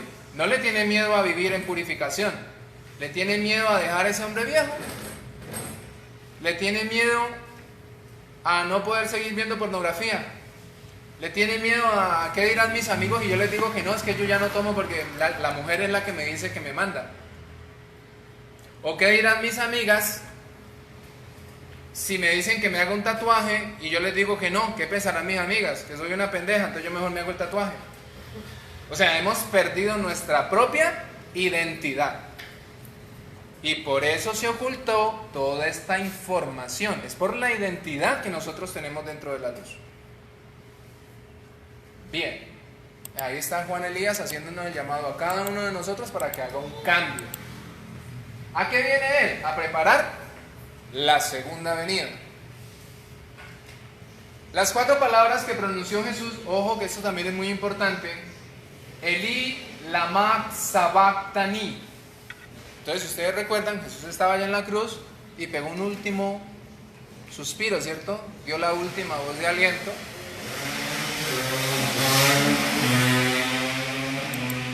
Elí lama sabactani no tiene ninguna conexión con los antiguos idiomas hebreo, arameo, mesopotámico o de las antiguas lenguas conocidas. O sea, se han hecho investigaciones y arrojan totalmente que no tiene nada que ver con el idioma que se manejaba allá en Oriente. Los vínculos perdidos de aquellas frases y palabras dichas en tan histórico momento están significando el cumplimiento de las profecías para un lugar en específico. Ese lugar en específico es América Latina. América Latina es el remanente final. En el diccionario maya de Tikul, Yucatán, esas palabras conforman una frase cifrado con el siguiente significado. O sea que Elí lama sabactani, nosotros nos vendieron la imagen que él decía: Padre, Padre, ¿por qué me has abandonado? Entonces nos metieron una idea, un paradigma torcido en nuestra mente y corazón, creyendo que el Padre había abandonado a Jesús. Entonces yo les digo a ustedes, si son papás aquí y los que nos ven, si ustedes fueran papás, ¿abandonarían a sus hijos? No, no los abandonan, porque la naturaleza del papá es esa, es cuidarlo, y la naturaleza de mamá también es esa. Que vemos casos en los que se abandonan a los hijos, sí, pero esa no es la naturaleza propia de la divinidad de nosotros. Entonces vamos a ver qué significa. Elí, ahora, al fin, ya. Lamak, sumergirse. Sabak, humo, niebla, prealba. Tani, es palabra compuesta que significa tan en presencia y ni enfrente. La frase en cuestión sería entonces: Padre, ahora me hundo en la prealba de tu presencia. ¿Por qué en la prealba de tu presencia? O sea que el Padre Eterno estaba con él ahí. Estaba en la presencia de él. Pues Jesús no se dirigía a otra deidad aparte del Padre Eterno, del que siempre habló en sus enseñanzas. La otra exclamación, Dios mío, ¿por qué me has desamparado?, con la cual se manipula la creencia de los ignorantes. Ignorantes no por ofender, es que ignorante es aquel que no tiene conocimiento, es así de simple. Adjudicada a Jesús significando miedo, terror, inconsistencia, fracaso. Pero resulta que la muerte y posterior resurrección de Jesús en la cruz no fue ningún fracaso. Fue el cumplimiento exacto de las profecías para este momento, para que despertáramos y pudiéramos formar dentro de nosotros un poder que ya lo hemos venido hablando, llamado el Cristo. Lo tenemos que repetir hasta que se nos quede. Y todas las debilidades humanas no pudo ser nunca dicha por él, que retó a la sinagoga y al gobierno de Roma aún frente a la muerte. O sea, él no pudo haber dicho, siendo una persona que enfrentó todos los poderes, no pudo haber dicho ahí en la cruz: ay, ¿por qué me ha abandonado, Padre? ¿Tiene lógica? ¿Tiene lógica? Que lo haya dicho alguno de los dos ladrones, eso sí, pero él no.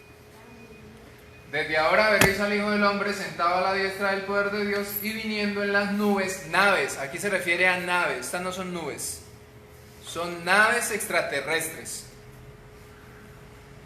Pero como lo explica el Niño Nuevo, no nos interesa ni el tornillo ni la lata con la que está hecho X o Y nave. No, son naves espirituales de los hombres de las estrellas, que en algún momento estarán con nosotros también, cuando hayamos adquirido la conciencia suficiente para compartir con ellos de tú a tú. Pero por ahora ellos, ¿cómo han hecho el contacto con nosotros? Sencillo, dejaron algo llamado las profecías. Ese es su legado.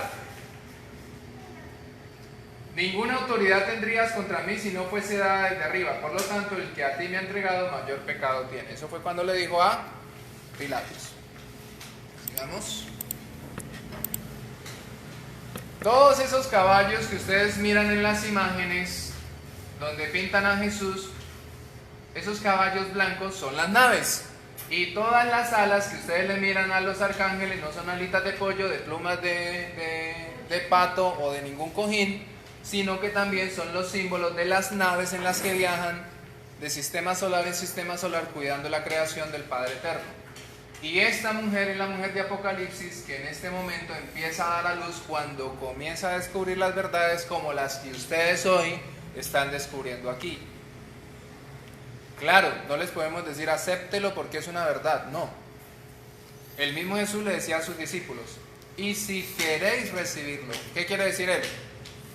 Quiere decir, no les dio su albedrío. Si ustedes me quieren creer e investigar y comprobar, es cuestión de ustedes mismos. Nunca los obligó. El anciano Cristo viviente de días fue presentado al mundo hace 2600 años por el profeta Daniel en su libro y capítulos 7, 9, 10. Quien por excelencia, o sea que a Daniel no se le presentó el anciano de días por bruto, ¿verdad? Se le presentó fue el único mensajero al que se le permitió ver al creador de todos los hombres y gran juez de todos los tiempos. Le ve en ese tiempo ya futuro, que es el presente nuestro hoy. O sea que el anciano de días, 2600 años antes, fue quien encarnó como Jesús. Y quien viene con nombre nuevo, completamente nuevo. Y se sentó un anciano Cristo viviente de días, cuyo vestido era blanco como la nieve, significa pureza, y el pelo de su cabeza, los pensamientos como lana limpia. Sigamos. Jesús descendió a la tierra como ángulo principal de la justicia. Y él sabía, porque su padre era carpintero, así que tiene que haber sabido mínimamente cómo era el ángulo de una mesa, ¿cierto? De poner una tablita, o sea, él también sabía eso. restablecer su creación humana. Entonces miren el propósito que trae Jesús, anciano de día, restablecer su creación humana, que es asesinada por la sinagoga. Que es asesinada por la sinagoga, como el mismo Pablo de Tarso testifica en la primera de Tesalonicenses 2:14-16. Habéis padecido de los de vuestra propia nación las mismas cosas que ellos padecieron de los judíos, los cuales mataron al Señor Jesús y a sus propios profetas. ¿Quiénes mataron al Señor Jesús? Y a nosotros nos expulsaron y no agradan a Dios.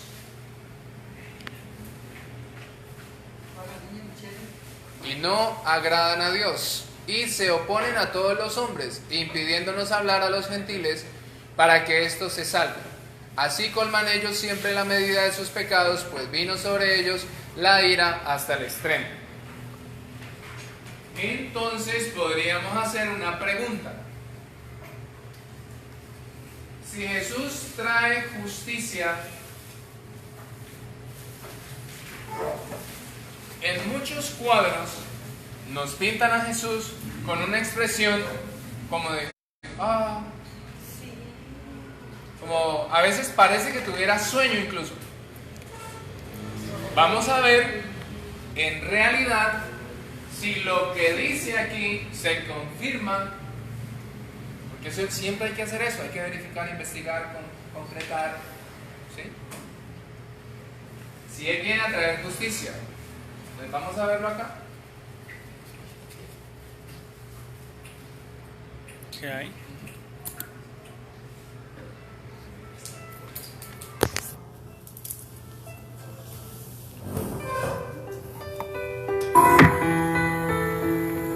No creáis que he venido a traer la paz a la tierra.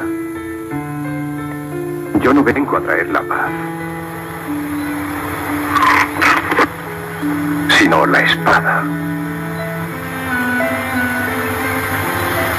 He venido a sembrar la discordia entre el hombre y su padre, entre la hija y su madre. Los enemigos de un hombre serán los miembros de su propia familia.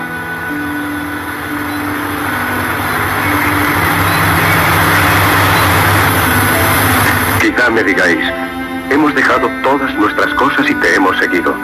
Pero yo os digo, quien haya dejado su casa, o a su padre, madre, esposa, hijos y campos, por el reino de Dios, será 100 veces recompensado por ello aquí en la tierra, y heredará el reino de los cielos. Quien quiera salvar su vida la perderá. Pero si un hombre pierde su vida por mí y por el evangelio que os traigo, la habrá salvado. Pues muchos que son los primeros serán los últimos. Y los últimos los primeros. No queráis amontonar tesoros en la tierra, donde la polilla y la herrumbre los consumen y los ladrones la socavan y roban. Amontonad en cambio tesoros en el cielo. Donde esté tu tesoro, allí estará tu corazón.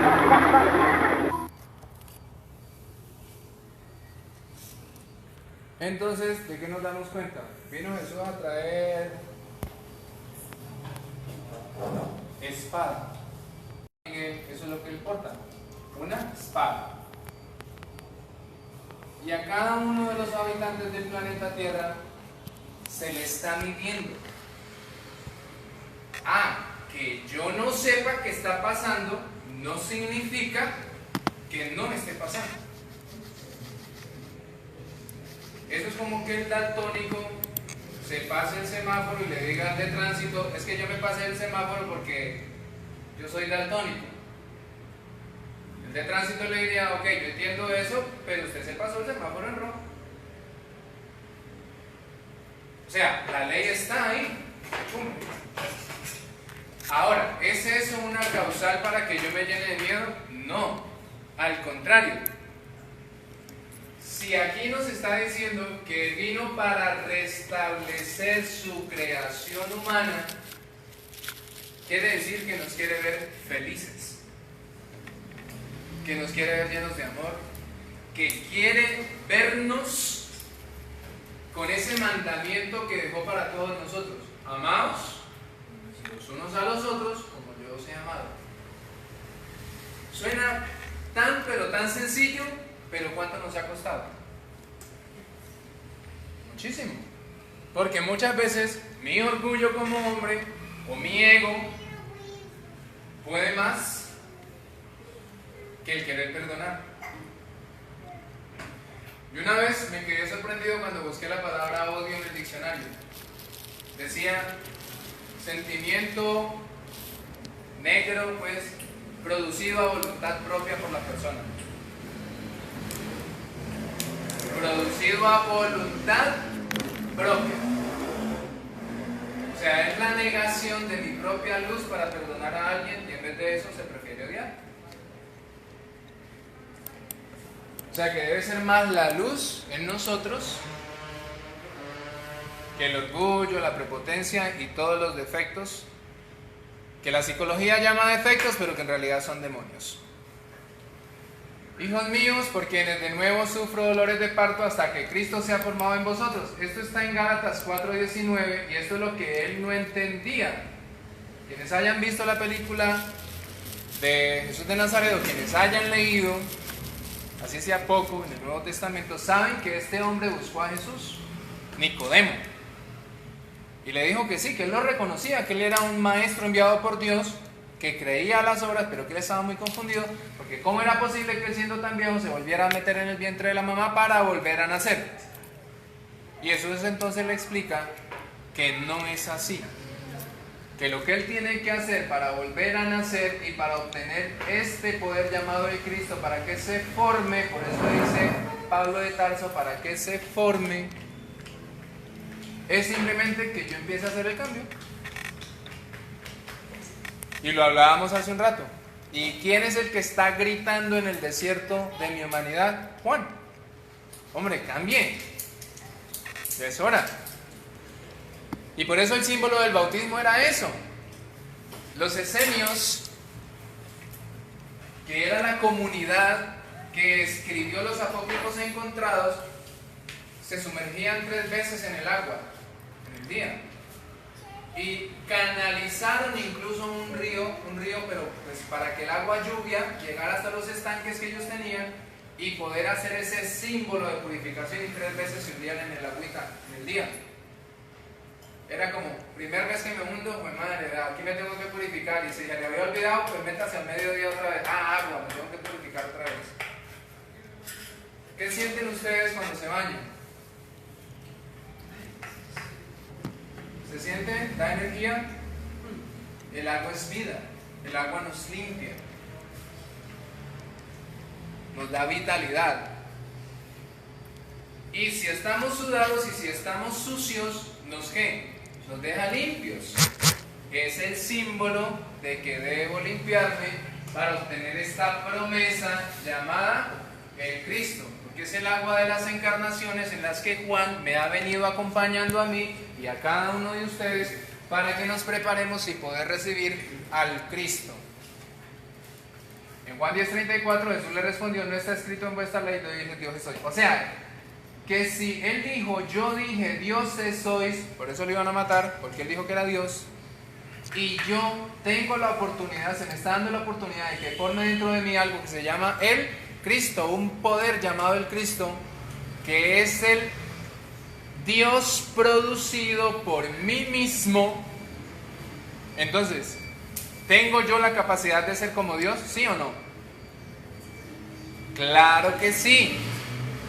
Y cuando yo me purifico y por mis obras y conocimiento formo el Cristo, entonces obtengo la investidura de la que tanto habló Jesús, llamada el Hijo del Hombre. Y en ese sentido, el Hijo del Hombre deja de ser hijo de bestia. Una persona que le pega puñaladas a un perro, ¿qué es? Es un hijo de una bestia. Entonces, como el hombre durante tantos años solamente ha parecido un hijo de una bestia, llegó el tiempo para que se convierta en un hijo de hombre, para que vuelva a su naturaleza de ser, pero no el hombre de la tierra, sino el hombre universal, el hombre de las estrellas.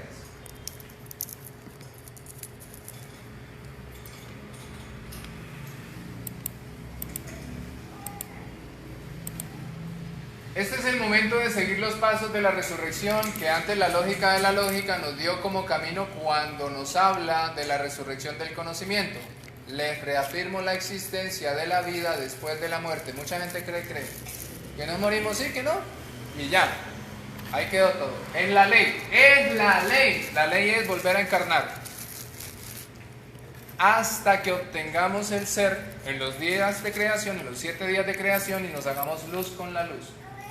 Esta nos enseña cómo se crea el cuerpo, cómo se consume y se modifica constantemente por el alimento, tanto del cuerpo como del espíritu. Entenderlo por esta ley, la de la reencarnación y la vida eterna, nuestro cuerpo no representa la vida real. ¿Qué era lo que enseñaba Jesús en el Tíbet, en la India y por donde pasó?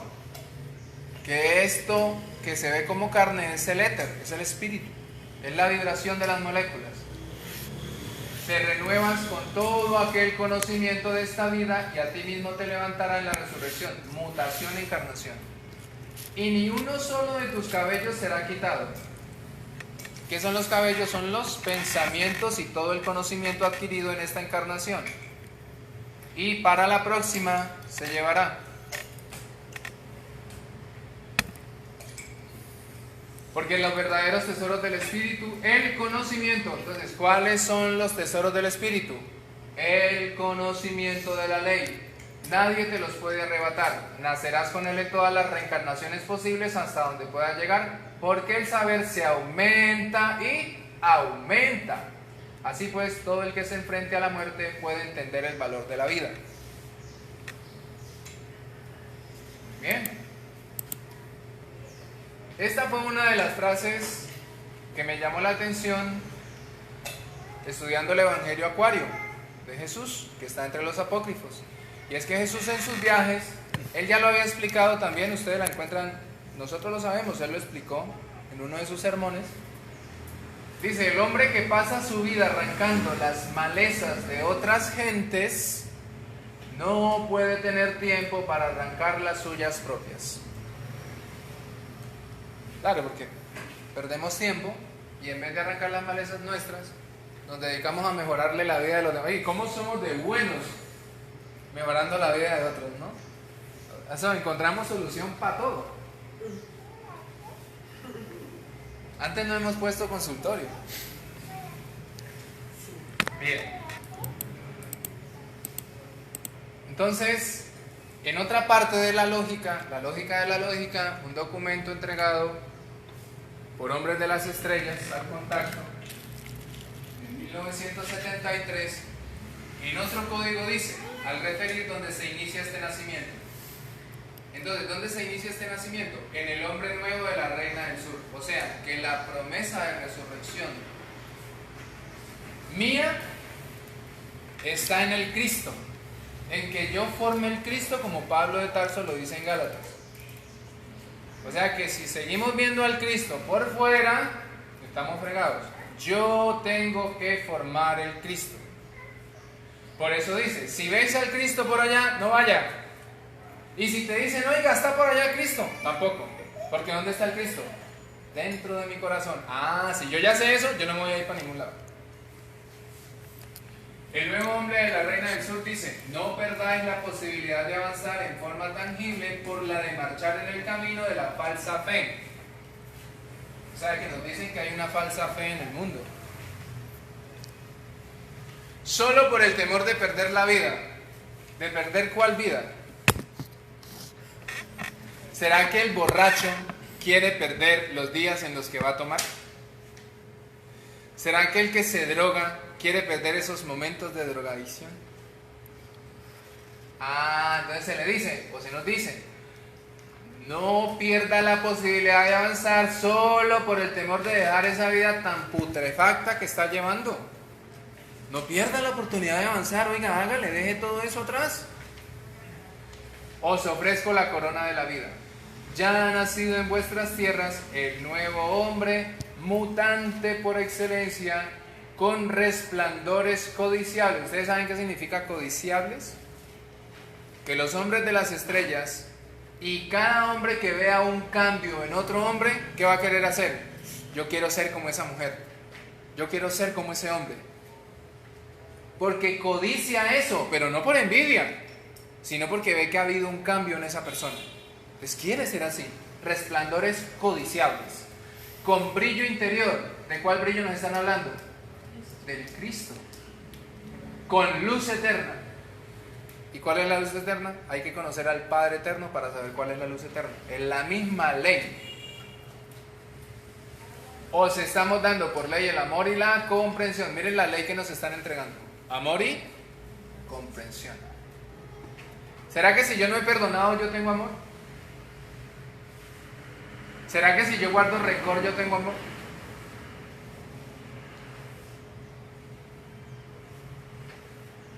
¿Será que si yo grito a alguien sin ningún tipo de justificación yo tengo amor? ¿Será que cuando mi papá me trata mal a mí o mi mamá me trata mal a mí yo tengo comprensión? Y me pregunto, ¿cómo habrá sido la infancia de mi papá? ¿O cómo habrá sido la infancia de mi papá? ¿O de mi mamá? ¿O de mi tío? Bueno, de X persona. Ahí yo empiezo a comprender que lo que él o ella me está dando es el resultado de los prejuicios adquiridos de generación en generación. Entonces, ¿en quién está el cortar ese hilo viciado de tantos años? En mí. O me sigo quejando y repito la historia, o corto con esa maldición, por llamarlo así, y empiezo a entregarles bendiciones a mis hijos, vecinos, sobrinos, tíos, amigos, familiares y a todos los que nos rodean. Tomadlos y dejad atrás las viejas envolturas que solo os han traído desolación y ruina. Revestidos con alas de eterno fulgor. Sed osados y valientes al ensayar el nuevo vuelo. ¿Hay que ser osados, sí? Valientes. Hay que lanzarnos. Cultivad los atributos de majestad creadora en el dorado amanecer. Se refiere al tercer día de creación que ya prácticamente está a la vuelta de la esquina. Les agradecemos mucho a cada uno de ustedes por haber asistido, por haber venido. La idea es que quienes no se hayan de pronto inscrito ahora, entonces en el formatito se puedan inscribir. Y la promesa para el hombre del planeta es esta. Y esto es lo que nosotros debemos entender. Que Jesús, siendo un hombre como símbolo, porta en sus manos un poder con el que se confundió solamente un hombre. Y ese poder que él porta en sus manos se llama el Cristo. Que por tener la condición yo de ser un hombre, tengo el derecho de formarlo. Pero ese derecho me lo gano en la medida en que yo me arrepienta y empiece a hacer, Juan lo decía cuando bautizaba, presentar obras dignas de arrepentimiento. En esa medida yo empiezo a formar el Cristo. Entonces entendemos que si Jesús, habiéndose hecho hombre, tiene una corona, es porque es el Rey de Reyes. Pero que Jesús, siendo un hombre y teniendo esa corona, representa al hombre, y entonces el hombre está llamado a ser Rey de la creación. Eso es lo que el Padre quiere con nosotros. Y eso es lo que no hemos entendido. Por eso cuando le preguntan y le dicen, ¿eres acaso tu rey? Entonces él, en la condición de hombre bajo la cual estaba en ese momento, dice, sí, yo para eso he nacido. O sea, me está diciendo a mí que yo me las crea y que sienta en mi corazón y en mi mente que yo para eso he nacido, para ser rey. Eso es lo que nos han negado. Por eso los años ocultos de Jesús, para que no sintiéramos esto. Muchas personas, y en las emisoras a veces cuando vamos a las entrevistas, nos dicen, ¿por qué se está haciendo esto? ¿Por qué se entrega el conocimiento de las profecías en este momento? Y yo he respondido en las emisoras. A las personas que están ahí de pronto en las redes sociales y a los que estamos acá, si tienen preguntas, pues ahorita abrimos un espaciecito para preguntar. Pero lo que les quiero decir es lo siguiente. Yo he preparado un pequeño video, muy corto, o he preparado no, solamente lo busqué. Y en ese video ustedes van a entender por qué estamos haciendo esto. Entonces yo quiero que esta canción que vamos a escuchar ahora sea la que nos dé la respuesta del por qué se le hace el llamado a la gente, porque queremos tomar a la gente de la mano, porque queremos caminar de la gente como hermanos, porque queremos decirle a la gente que el Padre Eterno no es una luz puesta en una esquina, porque queremos decirle a la gente que a pesar de que nos duele en el corazón que la gente no busque las verdades que están ahí para nosotros, pues aún así queremos hablar, porque en medio de la oscuridad en la que algún día vivíamos, pues la luz brilló para decirnos que no éramos de esa oscuridad. Estábamos por ahí, pero que siempre habíamos sido parte de la luz. Entonces, muchas gracias, nos vemos en el video y ahorita abrimos unos 10 minutitos por si hay preguntas.